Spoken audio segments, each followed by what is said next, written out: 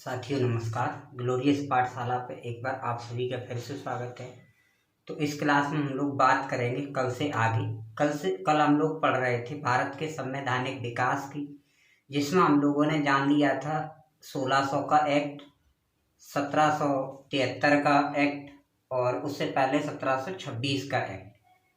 तो जब आपने 1773 का रेगुलेटिंग एक्ट, अगर आपने वीडियो पूरा देख लिया है तो उसमें मैंने आपको बता रखा है कि 1773 का रेगुलेटिंग एक्ट जो आया वो ब्रिटिश प्रधानमंत्री लॉर्ड नॉर्थ की अध्यक्षता में गठित गुप्त समिति की सिफारिश पर आया था। और उसका उद्देश्य क्या था? तो उसका उद्देश्य था कि भारत में जो ईस्ट इंडिया कंपनी है उस पर संसदीय नियंत्रण पाना, जिसके लिए क्या हुआ था, कंपनी के जो कर्मचारी थे उन्हें उपहार लेने पर मना कर दिया था। अन्य जो लोग ब्रिटेन से आ रहे थे, अगर उन पर लाइसेंस नहीं था तो बिना लाइसेंस के व्यापार करने पर भी रोक लगा दी थी, यानी उपहार लेने पर रोक लगा दी। साथ ही साथ बिना लाइसेंस के भी कोई व्यापार नहीं कर सकता था। इसके साथ साथ क्या किया था कि जो बंगाल का गवर्नर था उसे गवर्नर जनरल बना दिया और मद्रास और मुंबई जो प्रेसिडेंसी थी वो उसके अंडर में कर दी गई। इतना सब कुछ करने के बावजूद भी कंपनी पर कोई संसदीय नियंत्रण नहीं हो पाया। तो मामला फिर आगे का आया, वो हम लोग इसमें जानेंगे। देखो, मामला आया 1781 में, जब कंपनी पर संसदीय नियंत्रण नहीं हो पाया तो इंग्लैंड में दो समितियां गठित की गई। इसमें एक का नाम था प्रवर समिति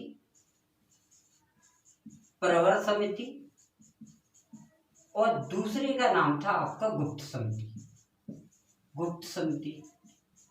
और ये जो प्रवर समिति थी इसके अध्यक्ष थे एडमंड बर्क करके। कौन थे? Edmund Burke. ठीक है। तो एडमंड बर्क की अध्यक्षता में जो प्रवर समिति गठित की गई थी, इसको काम सौंपा गया भारत में न्याय व्यवस्था के बारे में जानने के लिए, सर्वोच्च न्यायालय की अधिकारिता वगैरह के बारे में जानने के लिए। तो एडमंड बर्क की अध्यक्षता में गठित प्रवर समिति की सिफारिश पर एक अधिनियम पारित हुआ, जिसे संशोधन अधिनियम आप कह सकते हैं। संशोधन अधिनियम 1781, या इसे ही आप कह सकते हैं act of settlement,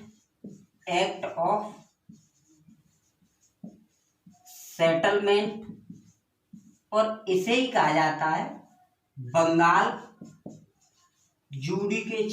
judicature act. तो यानी आज जो हम लोग पढ़ने वाले 1781 के संशोधन अधिनियम के बारे में।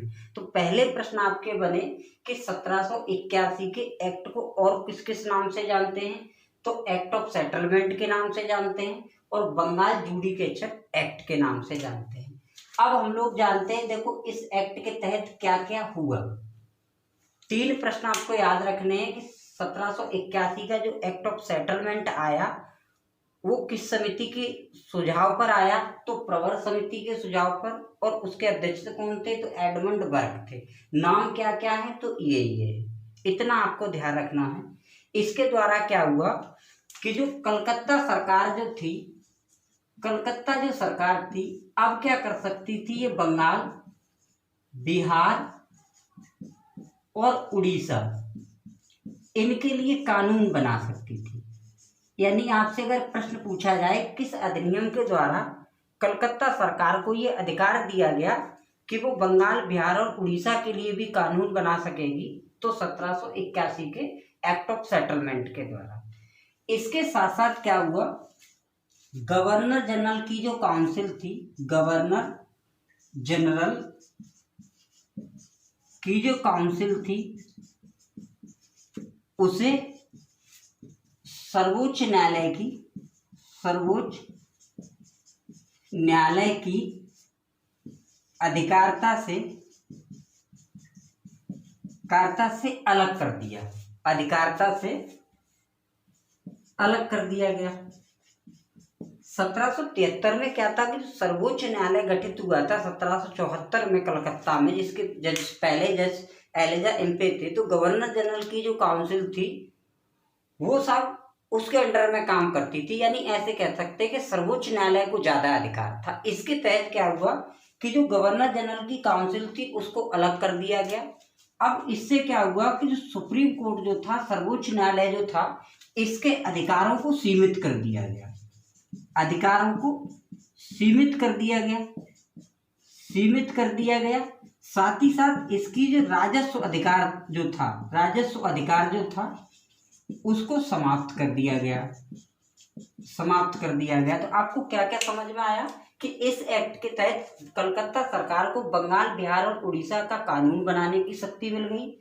गवर्नर जनरल की काउंसिल को सर्वोच्च न्यायालय की अधिकारिता से अलग कर दिया गया और सर्वोच्च न्यायालय के अधिकारों को सीमित करके उसके राजस्व अधिकार को समाप्त कर दिया गया। इससे क्या हुआ, जो प्रांतीय न्यायालय थे, प्रांतीय जो न्यायालय थे, पहले ये इसके रिपोर्ट करते थे, इसके यहाँ अपील दायर करते थे। अब ये साहब गवर्नर जनरल की काउंसिल को अपील करने लगे, यानी इस एक्ट के तहत प्रांतीय न्यायालयों को अब गवर्नर जनरल की काउंसिल में अपील दायर करने के लिए मौका मिला।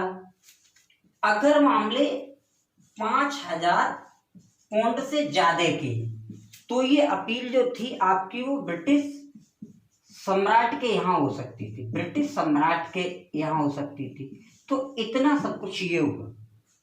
साथ ही साथ और क्या हुआ, इस बात पर विशेष बल दिया गया कि कोई भी भारत में जो सामाजिक और जो धार्मिक बातें उसका उल्लंघन नहीं करेगा। तो आपसे 3-4 पॉइंट ये पूछ लेगा इस एक्ट से। पहला कि 1781 का जो एक्ट ऑफ सेटलमेंट है, 1781 का जो एक्ट है वो किस समिति की सिफारिश पर आया, तो प्रवर समिति की सिफारिश पर। प्रवर समिति का अध्यक्ष कौन था, एडमंड बर्ग। इस एक्ट के द्वारा हुआ क्या क्या, तो कलकत्ता सरकार को बंगाल, बिहार और उड़ीसा के लिए कानून बनाने की शक्ति दी गई। सर्वोच्च न्यायालय का जो अधिकार है उसे कम कर दिया गया और राजस्व अधिकार को समाप्त कर दिया गया। गवर्नर जनरल की काउंसिल को सर्वोच्च न्यायालय की अधिकारिता से अलग कर दिया गया, जिससे प्रांतीय न्यायालय गवर्नर जनरल की काउंसिल को में अपील दायर कर सकते हैं। और अगर मामले 5,000 पौंड से अधिक के हैं तो वो ब्रिटिश सम्राट के यहाँ अपील कर सकते हैं। सबसे बड़ी बात, इसमें विशेष बल दिया गया कि कोई भी भारतीयों के सामाजिक और धार्मिक जो मामले हैं उनका उल्लंघन नहीं करेगा। तो ये था आपका एक्ट ऑफ सेटलमेंट। यहाँ से इतने आपको प्रश्न पूछे जा सकते हैं। इससे आगे हम लोग चलते हैं 1784 का पिट्स इंडिया एक्ट। तो फिर चलिए भाई, पिट्स इंडिया एक्ट से के द्वारा देखो क्या हुआ, उसके बारे में भी थोड़ी सी बात करते हैं। तो पिट्स इंडिया एक्ट जो आपका आया वो 1784 में आया, 1784 पिट्स इंडिया एक्ट। अच्छा, इससे पहले की भी मैं तुम्हें बात बताता हूं। 1783 में क्या हुआ, आपको अभी मैंने जस्ट पढ़ा के मैं निकला हूं कि 1781 का जो एक्ट आया था, एक्ट ऑफ सेटलमेंट या बंगाल जुडिकेचर एक्ट, वो क्यों आया था, तो आपको जानने को ये मिला कि जो रेगुलेटिंग एक्ट आया था उसके दोषों को दूर करने के लिए बना। यानी कह सकते हैं कि रेगुलेटिंग एक्ट के दोषों को दूर करने के लिए 1781 में एक्ट ऑफ सेटलमेंट लाया गया। वैसे ही 1784 में पिट्स इंडिया एक्ट से पहले एक आपका फॉक्स का भारतीय अधिनियम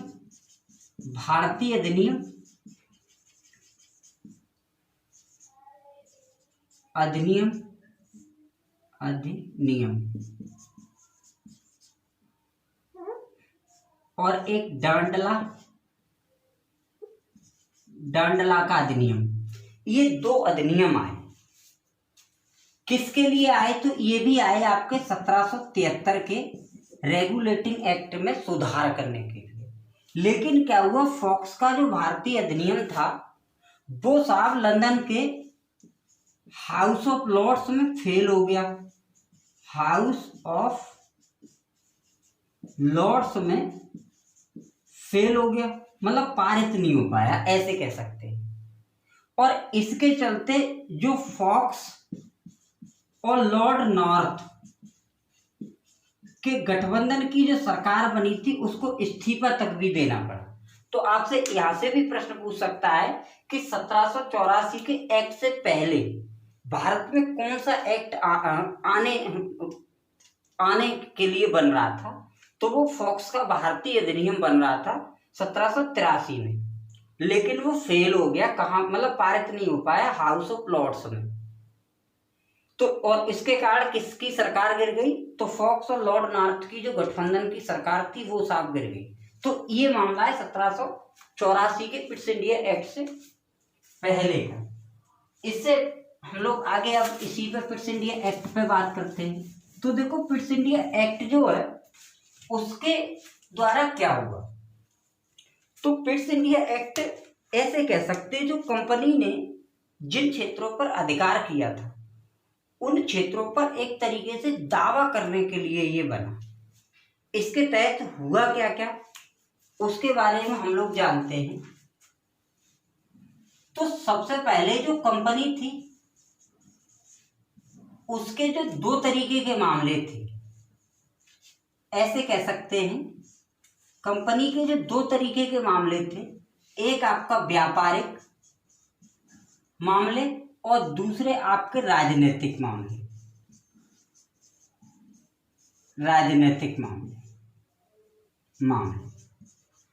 यानी कंपनी एक तो साफ व्यापार कर रही थी और दूसरा क्षेत्रों पर कब्जा कर रही थी, सैन्य शक्तियां वगैरह रख रही थी, व्यापार विस्तार कर रही थी। तो ये सब इसका पॉलिटिकल वैल्यू थी। तो अब व्यापारिक और राजनीतिक जो मामले थे इनको सबसे पहले क्या किया गया, अलग अलग कर दिया गया, ऐसे कह सकते हैं अलग अलग। यानी आपसे प्रश्न अगर पूछा जाए कि निम्न में से किस अधिनियम द्वारा कंपनी के व्यापारिक और राजनीतिक मामलों को अलग अलग कर दिया गया, तो 1784 के पिट्स इंडिया एक्ट के द्वारा। अब जो व्यापारिक मामले थे इनको ये रखा गया निदेशकों के हाथ में, यानी जो कंपनी के जो व्यापारिक जो मामले थे उनकी देखरेख किसके अंडर में दी गई? तो कंपनी के जो निदेशक थे, यानी कह सकते बोर्ड ऑफ डायरेक्टर्स के हाथ में दी गई। और जो राजनीतिक मामले थे इनके देखरेख के लिए एक नई कमेटी बना के तैयार कर दी गई, जिसे आपने कह दिया बोर्ड ऑफ कंट्रोल। देखो इससे पहले आप क्या देख रहे थे, कंपनी बनी थी तो एक समिति बनी थी कंपनी के देखरेख के लिए, जिसको आपने कहा था बोर्ड ऑफ डायरेक्टर्स, निदेशक मंडल। ठीक है, जिसमें शुरुआत में ही मैंने बताया था 26 लोग थे। अब राजनीतिक मामलों को देखने के लिए एक समिति अलग बन के चल गई, जिसे आपने कह दिया बोर्ड ऑफ कंट्रोल, यानी नियंत्रक मंडल।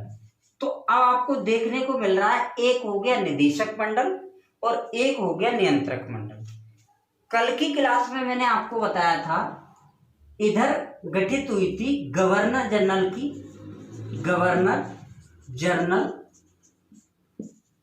की परिषद, काउंसिल ऑफ गवर्नर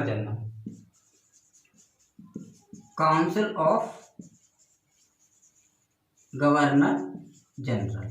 तो अब आप देख रहे हैं शुरुआत में जब कंपनी बनी थी भैया तो आपकी बोर्ड ऑफ डायरेक्टर्स के अंडर में थी। फिर इसके राजनीतिक मामलों को देखने के लिए नियंत्रक मंडल का गठन हो गया और गवर्नर जनरल की परिषद भारत में जो काम वाम चल रहा था उसको देखरेख के लिए बना दी। इसके तहत अब इसको क्या क्या काम दिया गया बोर्ड ऑफ कंट्रोल को, तो इसको काम दिया गया कि जो ये गवर्नर जनरल की परिषद है, कल मैंने बताया था कि इसमें 4 सदस्य थे, तो बोर्ड ऑफ कंट्रोल ने इसके सदस्यों की संख्या 4 से घटाकर 3 कर दी गई। अच्छा, ये वाली जो संस्था थी इसके अंडर में एक और संस्था काम कर रही थी जिसे प्रांतीय परिषद कहते थे। प्रांतीय परिषद ये मामला था। तो ठीक है, यानी बोर्ड ऑफ कंट्रोल का काम क्या रहा कि गवर्नर जनरल की परिषद की जो सदस्य संख्या थी वो 4 से घटाकर 3 कर दी गई, और इसमें भी 4 सदस्य संख्या थी तो इनकी भी संख्या घटा के 3 कर दी गई। अब गवर्नर जनरल की जो परिषद थी इसमें साफ गवर्नर होगा, और गवर्नर को यहां पर यह कहा गया कि वो बिना किसी से मतलब पूछे, यानी बिना डायरेक्टर्स की या नियंत्रक मंडल के किसी भी राजा से संधि या समझौता नहीं करेगा या सहायता नहीं करेगा। यानी कह सकते हैं 1784 के पिट्स इंडिया एक्ट के तहत गवर्नर को किसी राजा से संधि या समझौता करने के लिए बोर्ड ऑफ कंट्रोल या बोर्ड ऑफ डायरेक्टर्स की अनुमति लेना आवश्यक था। और प्रांतीय परिषदें जो गवर्नर जनरल के अंडर में काम करती थी, तो इसका अधिकार दे दिया गया गवर्नर को कि अगर ये प्रांतीय परिषदें गवर्नर का कहना न माने तो इनको वो क्या कर सकता है, बर्खास्त कर सकता है। तो देखिए क्या क्या हुआ पिट्स इंडिया एक्ट के तहत। तो कह सकते हैं कि इस एक्ट के द्वारा कंपनी के व्यापारिक और राजनीतिक जो मामले थे वो अलग अलग किए गए। व्यापारिक मामले निदेशक के हाथ में रखे गए, राजनीतिक मामलों को देखरेख के लिए नियंत्रक मंडल बनाया गया जिसमें आपके 6 सदस्य बताए गए। अगर आपसे पूछेगा कि जो शुरुआत में बोर्ड ऑफ कंट्रोल था उसमें सदस्यों की संख्या कितनी रही, 6, और इनकी नियुक्ति का अधिकार किसको दिया गया, तो इनकी नियुक्ति का जो अधिकार दिया गया वो सम्राट को दिया गया। इनकी नियुक्ति कैसे होगी, इन्हें हटाया कैसे जाएगा, वो सब अधिकार किसको था, तो ब्रिटेन के सम्राट को था। अब जो नियंत्रक मंडल था वो गवर्नर जनरल की परिषद के लिए एक तरीके से कंट्रोलिंग का काम करता था। इसने गवर्नर जनरल की परिषद की सदस्य संख्या 4 जो थी उसे घटाकर 3 कर दिया गया, और गवर्नर जनरल से ये बात कही गई कि वो बिना पूछे किसी भी राजा के साथ संधि या उसकी सहायता नहीं करेगा। गवर्नर जनरल को यह अधिकार दे दिया गया कि अगर कोई प्रांतीय परिषद बात नहीं मानती है, उसके अनुरूप कार्य नहीं करती है, तो वो उसे बर्खास्त कर सकता है। ये चीजें थी। अच्छा, इस तरीके से हम देख सकते हैं कि लगभग कंपनी पर कंट्रोलिंग होना था। और ये भी बात कही गई अगर कोई भी अंग्रेज भारत में मतलब जैसे धोखा करता है, घोटाला करता है, उसके खिलाफ अगर मुकदमा कोई बात भी होती है तो उसके लिए इंग्लैंड में एक न्यायालय और खोला गया। ठीक है, तो 1773 के रेगुलेटिंग एक्ट के तहत 1774 में खोला गया था, वो कलकत्ता में खोला गया था, जिस पर कंट्रोलिंग पाई गई 1781 के एक्ट के तहत उसके अधिकार कम वगैरह कर दिए गए। और 1784 में ये बात कही गई कि यदि कोई अंग्रेज जैसे गलत कार्य करता है तो उसके लिए सब जो मामला दर्ज होगा वो कहाँ होगा, इंग्लैंड में होगा। तो ये सब कुछ था आपका 1784 का पिट्स इंडिया एक्ट। तो इससे आगे के जो एक्ट वगैरह के बारे में जो हम लोग बात करेंगे वो आगे करेंगे। इसका कोई भी अगर पॉइंट बाई चांस छूट रहा होगा तो मैं आगे फिर बताने की कोशिश करूंगा। पहले तो छूटना ही नहीं है कोई भी, और फिर भी अगर कोई नया प्रश्न बना होगा तो मैं निश्चित तौर पर आगे भी डिस्कस कर दूंगा। आप लगातार देखते रहिए। मैं किसी भी वीडियो में आपसे कभी नहीं कहता कि आप लाइक शेयर कमेंट करिए। आपको यदि अच्छा लगे तो आप सब कुछ करिए, अदरवाइज कुछ मत करिए। ठीक है, फिर चलते हैं, नेक्स्ट वीडियो में मिलेंगे। जय हिंद।